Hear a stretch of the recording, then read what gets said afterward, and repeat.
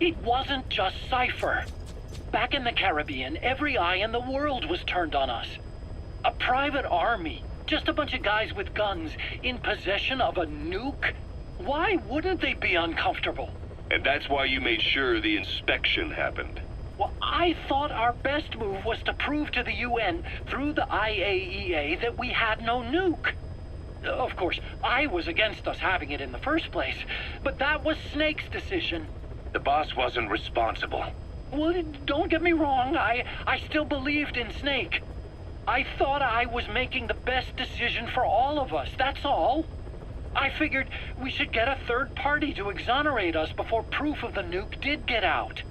And who better to do that than an organization with international authority? So the truth is, you took it upon yourself to agree to an inspection arranged by the UN. Only the inspection was a ruse, and Cypher's strike force, XOF, showed up instead. I had no idea that would happen. Enough bullshit! Oh, sure, like I could have known. You know, I was just trying to prove our innocence to the world. What's wrong with that? We're not interested in the excuses you thought up. The truth is objective. Just see it from my point of view. You led XOF to the control tower. They seized it, giving them complete control over the base. Moments later, they detonated C4 on the strut legs. Anyone who'd managed to survive was hunted down by the assault force and their choppers. You can't believe I did that on purpose. That was the end of Mother Base. But it wasn't the end for you. How can you... Look, think about it. I lost something too. I built Zeke and it got buried underwater. I am a victim. That raises the big questions. Why were you the only one spared? You got away without a scratch. Why did Strangelove leave the base on the eve of the inspection? You two were close. Strangelove? And how did you manage to build something that surpasses Zeke in every way? Because you did everything they told you. You're the only one who didn't lose a thing. That is the truth. I was taken away against my will. Skullface forced me to do his research these past 9 years.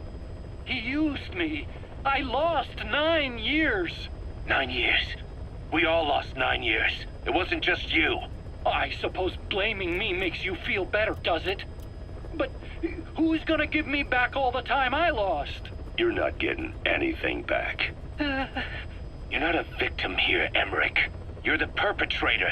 I didn't know anything. Nobody can back that up. Yeah, all the evidence is at the bottom of the ocean. You know the hardest man to break? The type who's fooling himself. That takes time. It's easier to live a convenient lie than a painful truth. Is that the piece you've chosen, Doc? I'm not lying. Of course. Just let me check one or two things. On that day, you were in the control tower with them. Lucky you. That's how you got out unscathed. And you escaped on one of their choppers. Only you, right before the base went under. They had me blindfolded the whole time. I've never been so scared. The whole flight, I thought they'd kill me. But thinking of you kept me going. My comrades, all the way. And? There was a plane journey, and then we traveled by road. When they finally took off the blindfold, I was in kind of a warehouse, on the floor. Afghanistan, it was that research lab. I couldn't believe they'd taken me halfway around the world. And soon enough, he came. Skullface. He's the one who's really behind that Mother Base attack. He forced me into that research. What kind of research? He told me to build a bipedal walking tank for the Soviet Union. Like Peace Walker. A system that could fire an ICBM-class nuclear weapon. That's how the Sahelanthropus project got started. Sahelanthropus. Those AI weapons I'd made in Costa Rica were like toys by comparison. A whole world apart from reptilian four-legged crawling and that ridiculous hunched-over bipedal waddling. My design evolved to the dawn of mankind, Sahelanthropus, the first steps towards humanity. An upright, bipedal weapon system. Originally, Sahelanthropus was going to be a manned weapons platform. I designed a cockpit in its head, and I planned to fill it with water as a buffering agent. Like how Paz modified Zeke for human control. Don't compare me to some amateur. I designed it for human control from the beginning. The problem was miniaturizing the posture control AI. You remember the reptile pod? The AI that controlled your unmanned weapons. Attaching it externally makes it vulnerable, so this time I wanted it beneath the armor. Meaning I had to make the AI smaller. I got it down to less than a tenth the size without any loss in computation speed. But it was still too big for the cockpit. There wasn't enough room for the pilot. If I made the head bigger, its body would have to be bigger to support it. Too big to be practical. In the end, human piloting was taken off the table. I tested a remote control system too, but there was the time lag and I wasn't satisfied with its precision either. Plus, it would be useless if the enemy jammed it. So next, I went back to trying an AI-only system. To do that, I had the AI pods recovered from Nicaragua. This was a hybrid AI, a combination of Peace Walker's reptile and mammal pods. The only AIs that had ever successfully operated an unmanned nuclear weapon system. Really? You'd need some help to get that working. Expert help. Did you work with someone? I worked alone. You did that yourself? That's the thing. The AI didn't pan out in the end either.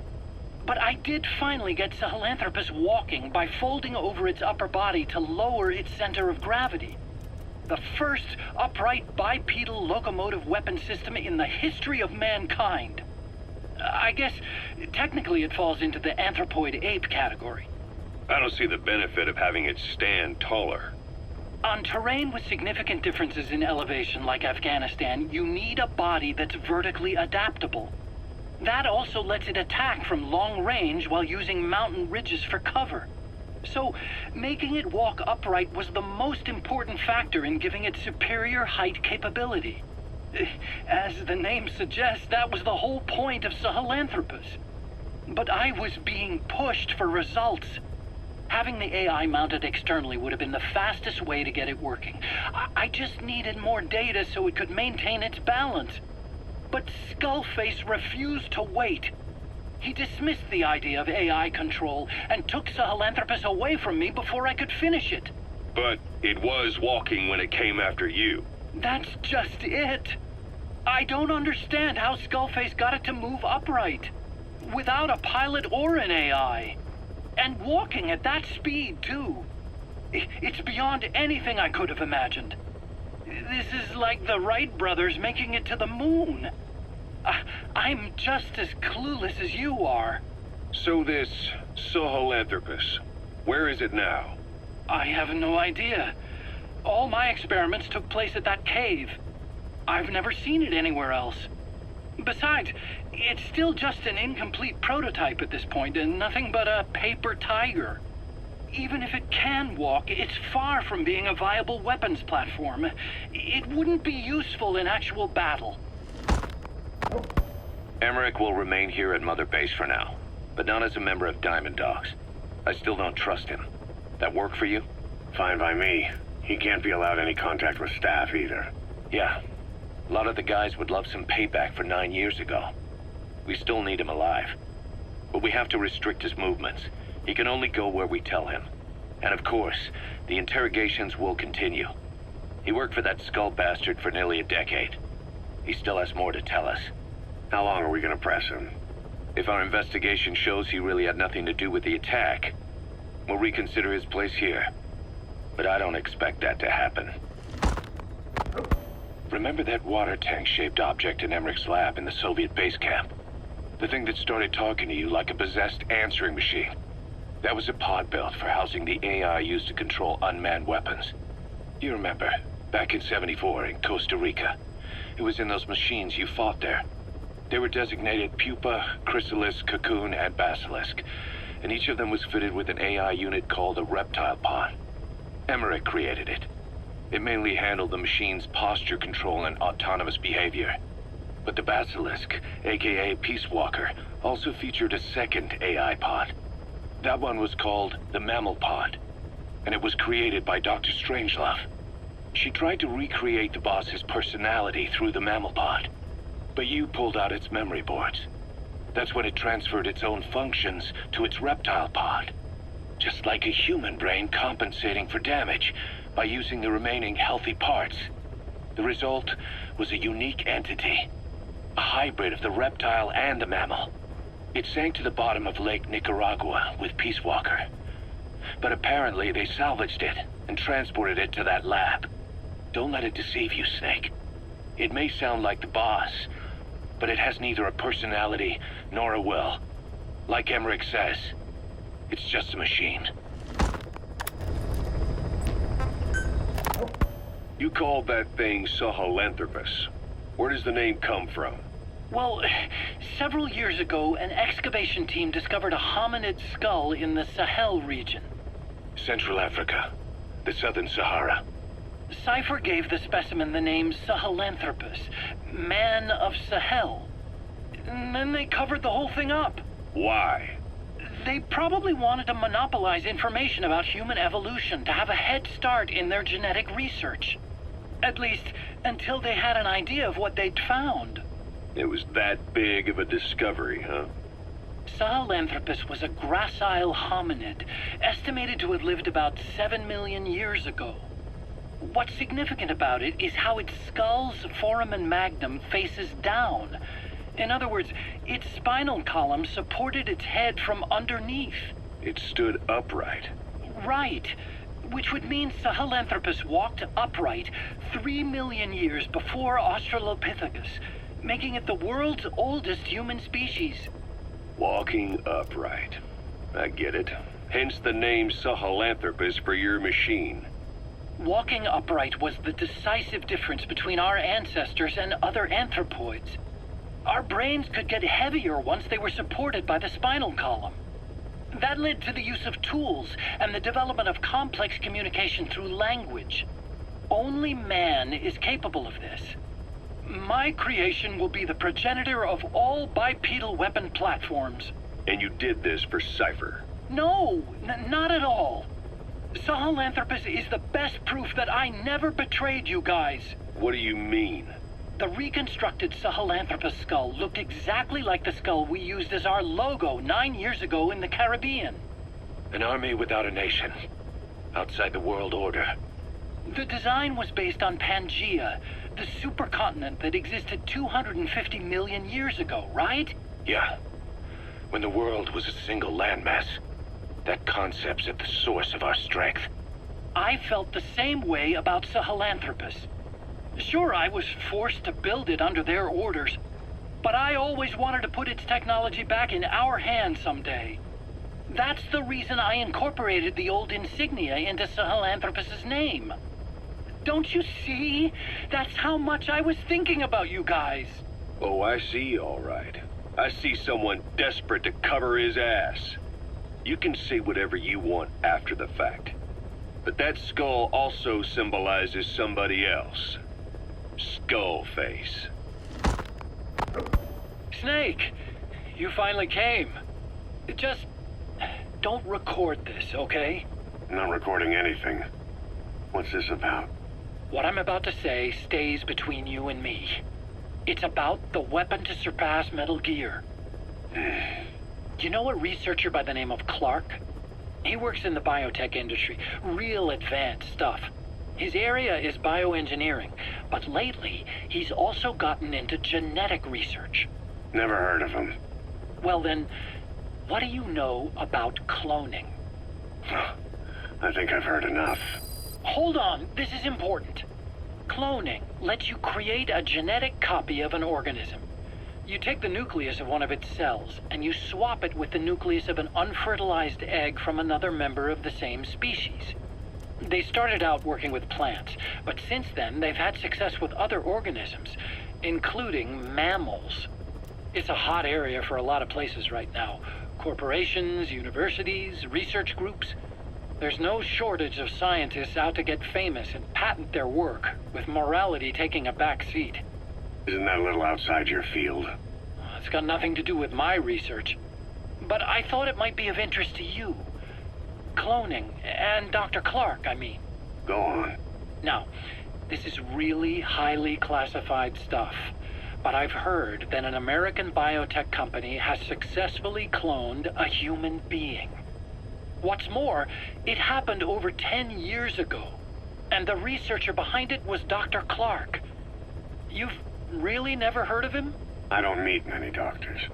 This Dr. Clark is a complete ghost, even to others in his field. His age, where he comes from, that might not be his real name. And I can't even say for sure he's a he. Clark's employer, ATGC, its company motto is embracing your hopes, preserving talent. What does this have to do with me? Cypher. Dr. Clark works for ATGC, and they have connections to DARPA. Cypher couldn't function without the communications network DARPA's built. Meaning, Cypher has to be a part of the Pentagon. Or at least, the two are joined at the hip. DARPA is a driving force behind human cloning. It's a pretty high priority project for them. And this Dr. Clark, some say he's a pivotal player in Cypher. But that's not all. Every cell nucleus in an organism contains the genetic information for that organism. Think of it as a blueprint for life. Clark appears to be working on how to decode this information and rearrange it at will. If you could do that, it would mean being able to custom design human beings for specific purposes. Can you believe that? Suppose for a moment that this is all fact. A man of your talents, if your genetic information died with you, that would be a terrible loss for mankind. But what if mankind could preserve you for future generations by cloning you? All right, enough. I get the idea. Look, I know it's inductive reasoning, but this weapon to surpass Metal Gear they're developing in Africa, I believe it's something that uses this new technology. Speaking as a fellow scientist, it chills me to the bone. That's rich coming from you. If genes serve as our blueprint, then I wonder if they include an impulse that drives us to tweak the design. Can you imagine that? Genes, encoded with information that wants its children to decode it. Is life itself putting the direction of our next evolution in the hands of scientists? I guess it would take some real arrogance to believe that. And yet, it could be what Cypher's after. I think you're barking up the wrong tree. But that was an interesting story. It'd make a good movie. You have to believe me. Where'd you hear all this anyway? Where? I just overheard it in bits and pieces while I was forced to do that research for them. Right. Wait a minute. Look, I want to help you. I want to be of service here. I'm risking my life with this. Is that so? Maybe it's time we brought someone else into the conversation. No, not him. Not Ocelot. You can't do this. Fine. Yes, Strangelove was doing AI research in that lab. Why hide that until now? Okay, so what? I wasn't working alone. You've got to understand. You do understand, right? I didn't want to drag her into this. It's my load to bear, alone. So you didn't create the AI intended to drive Sahelanthropus. It was Strangelove. Skullface was never in favor of AI control. So naturally they argued. Strangelove, she got him angry, and he killed her. How? You didn't see it? So you found her inside that pod after the fact. And you just left her body to rot in there. Or perhaps you put her in there afterward. I asked him not to take her away from me. So she was killed by Skullface, but you asked nicely, and he put her body in the AI pod for you? That's right. Pathetic. You know, we have another idea. That you killed her. What, me? Oh, I couldn't kill her. You killed her and locked her body in the pod. I wouldn't. Don't treat me like one of you. I can't just kill anyone whenever I feel like it. I'm a normal human being. Oh, I see. So you just shut her inside and waited for her to die? I would never do that. What, you mean she killed herself? Yes. She climbed inside that pod and shut the door.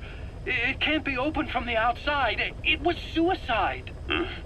Suicide, I said. She killed herself. She got in when I wasn't looking and suffocated. She'd often try to do things like that. By the time I realized and opened the door, she wasn't breathing. I got scared and shut the pod again. I couldn't bring myself to open it back up. That's right. Me?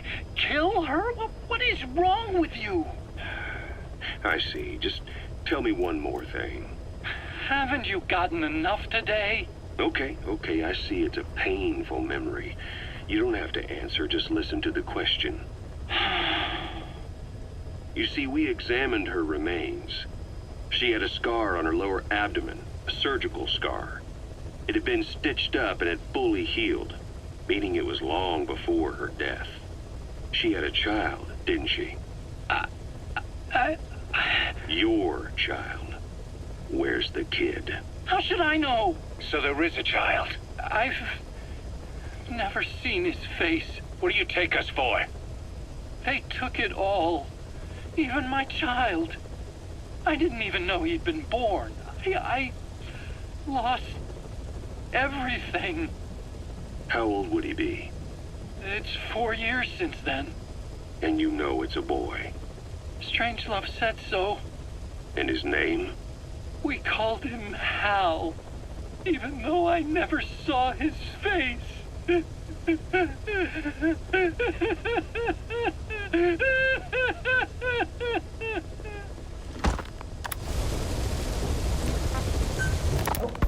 What was your goal in having the children repair Sahelanthropus? I just answered their questions.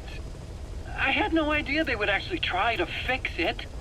I mean, can you imagine a child piloting it? Oh, sure, easily. It wouldn't work. Well, I bet it's just like riding a bike. I said it didn't work. Who did you try? I didn't. Did you put your son in it? We never did that. His name was, Hal, wasn't it? I thought you said you never saw his face. But you made him pilot Sahelanthropus. You used him in your experiments. He wanted to get in. It was such a short time we had. So he was with you. We were happy. You're still happy now. Changing your lies to suit the listener and getting by slipping through the cracks. Building layer upon layer of convenient stories until nothing means anything to you anymore. You're happy all the time because you don't even notice you're doing it. Think hard. Who are you really? You're not a victim, and you're not the silent majority. You're a perpetrator and a petty hypocrite. The real world doesn't make you suffer. It's the other way around. Well, Doctor, I have the report on the incident at the quarantine facility. Assuming the vocal cord parasite underwent a mutation. The only plausible explanations are exposure to some high-concentration mutagen or radiation. As you know, some of the staff at the quarantine facility were infected with the parasites. The Wolbachia prevented them from copulating, but the parasites themselves can't be removed from their host's vocal cords. Once you're infected with Skullface's parting gift, you're stuck with it. The researchers regularly used X-ray equipment to monitor the parasites in their throats. No problem there, they kept a close eye on the radiation doses. But that equipment didn't just give off X-rays. It was also emitting beta rays, even though that's unnecessary for the scans. See, beta rays have far worse effects on DNA than X-rays, meaning the only logical conclusion is that someone added in a beta ray emitter to trigger a mutation. Those beta rays leaked out from inside the equipment. Because the emitter was retrofitted, the shielding was inadequate. And the person who ordered and inspected the equipment was you, Doctor. That makes you the only person with the opportunity to install that emitter. So now you're saying I sabotaged medical equipment for some wild plan to make the vocal cord parasite kill everyone? Or maybe you thought it'd reveal a way to treat the parasite without using the Wolbachia. With that much to barter, I suppose some people would welcome even a pathetic cur like you. Just stop it! You'd have no shortage of buyers, but most would be happy with just the parasite. You wouldn't need to offer anything else.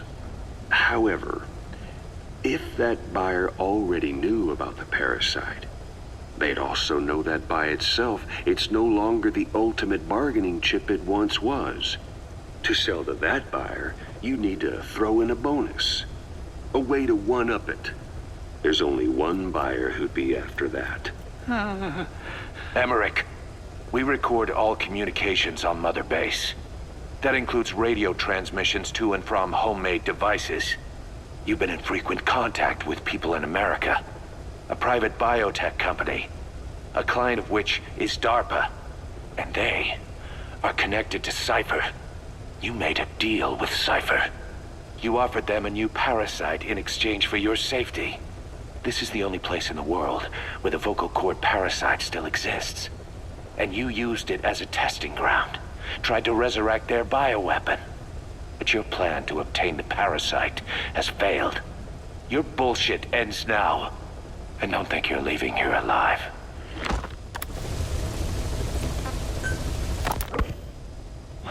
Wait, what are you talking about? Just what do you plan to do? Present the charges against you, and render an appropriate punishment. You're gonna put me on trial? Call it what you like. What's the meaning of this? Out of here, all of you. Back to your posts. No, hang on. Huey has killed their comrades and interfered with their lives. They've had all they can take. Kill that son of a bitch! Kill her! Stop! This is insane!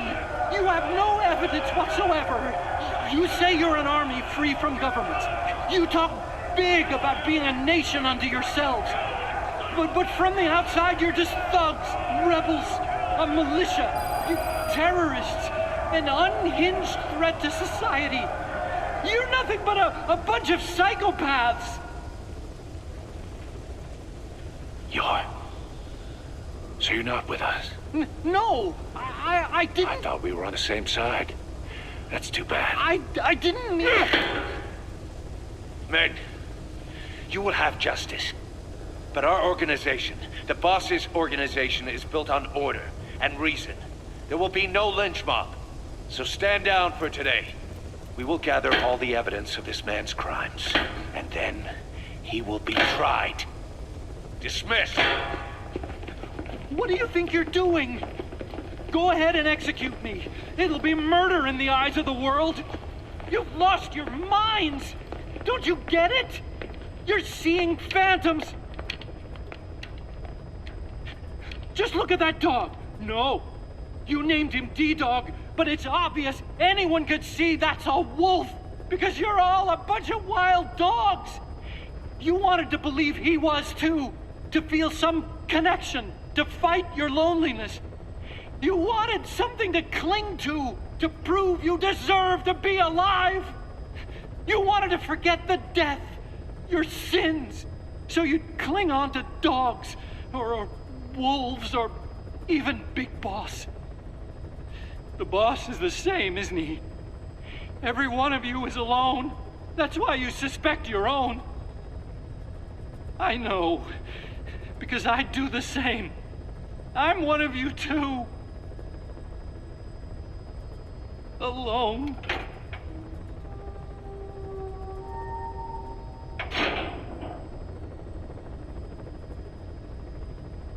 Open your eyes! What you're doing is murder! Plain and simple!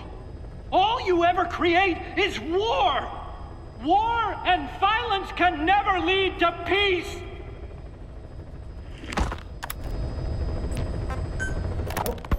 The R&D team's going to take over Emmerich's work. He may be gone, but it won't affect us one bit. We'll be able to deliver whatever you need just like before. You can depend on that. One other thing. I'm tracking his whereabouts. Nothing to report at the moment, though. Let it go. He's gone. The guy's gone. I know. I just want to be sure. Not like I'm losing sleep over this son of a bitch. Open this thing! Huey! Damn it, Huey! Open it now! Please! Let me out! Kill me. Kill me!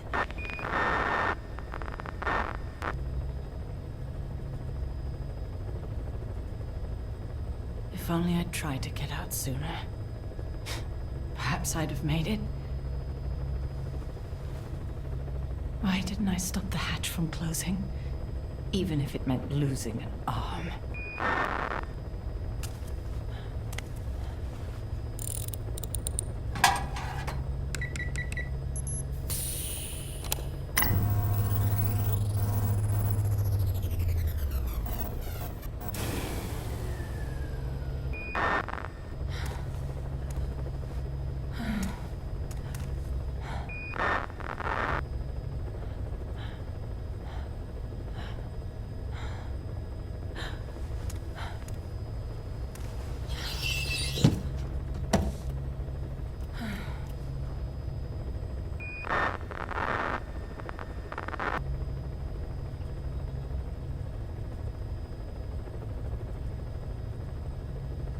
Well, I guess I'll stay a while.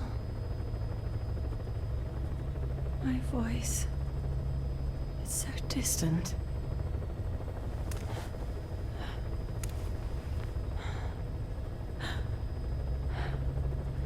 But you can hear me, can't you, Joy? I know you can. You're recording all of this. Deep down in some memory vault he'll never find.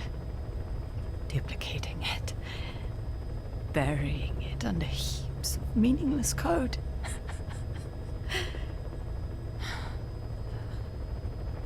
Anyway, I guess I can say what needs to be said.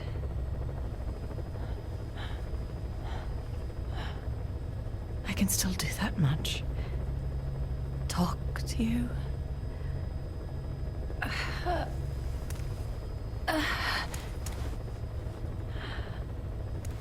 Even if I can't face you. Even if there's a heaven. Even if you're waiting there. I don't deserve to see you again. I don't deserve to love you.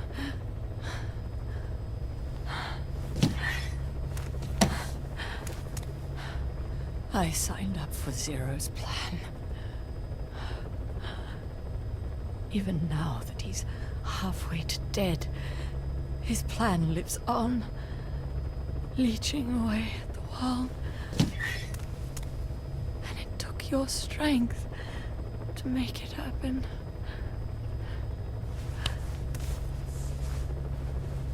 In using you, I put the world in his palm. Once and for all.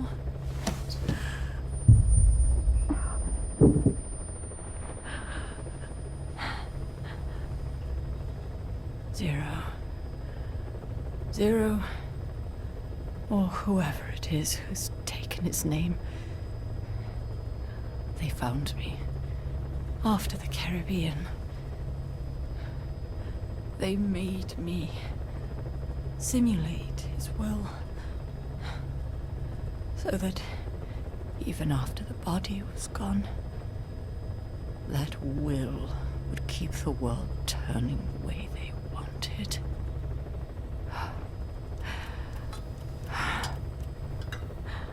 I had no choice. dredge Lago Kosibolka, pulled up your phantom, forced me to revive and modify you. I thought I could bring you back, but in the end, I sold your will to him.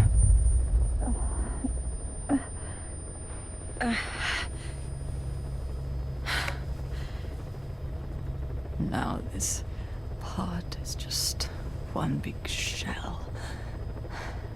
A husk. Your phantom's no longer here. As for me, everything I touch turns to ashes. I could never make anyone happy.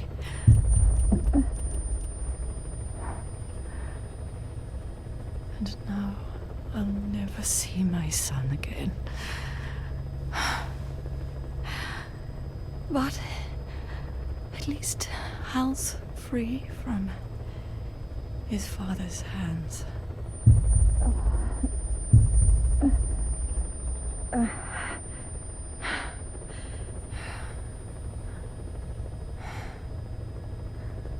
Me, with child. Can you imagine? I wonder how you took the news. Were you jealous? I knew what I was doing. If I could pass your will onto a child I carried,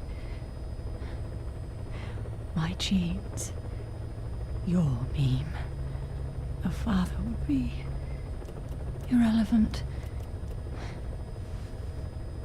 If I did that, that child would be ours.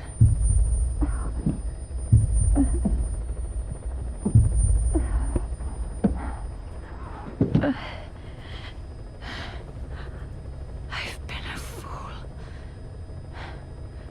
Pride, conceit, baseless theories. Of course, I couldn't see through the dream. The false you I created. I only wanted to pass your will on to the next generation. But Zero took it away. And now I haven't just lost you. I've lost my...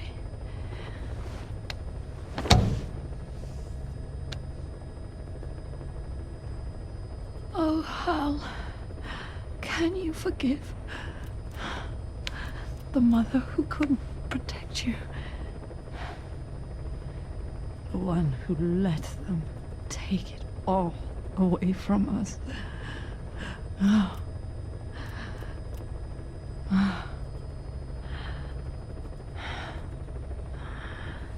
There's still hope.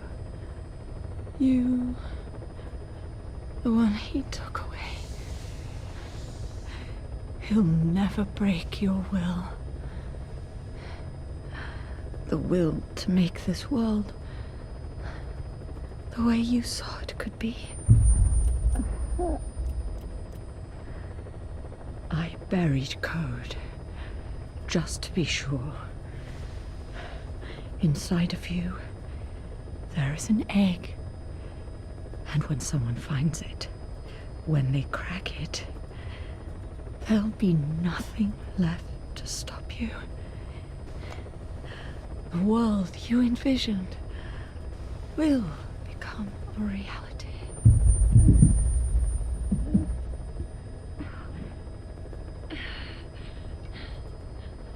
Joy. I know you can hear me.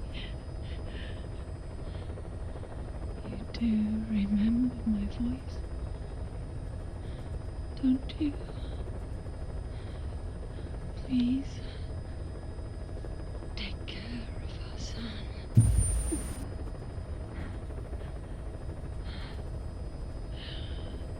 Hal, don't ever be afraid. Whatever happens out there, she'll be watching over you. The system, the framework for your world will protect you. You don't need me. You just need to be strong enough for the both of us.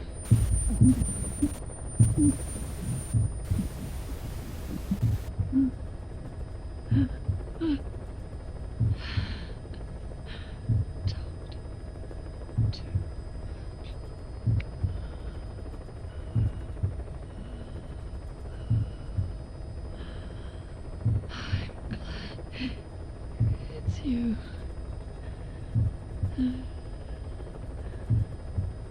Here at the end, I think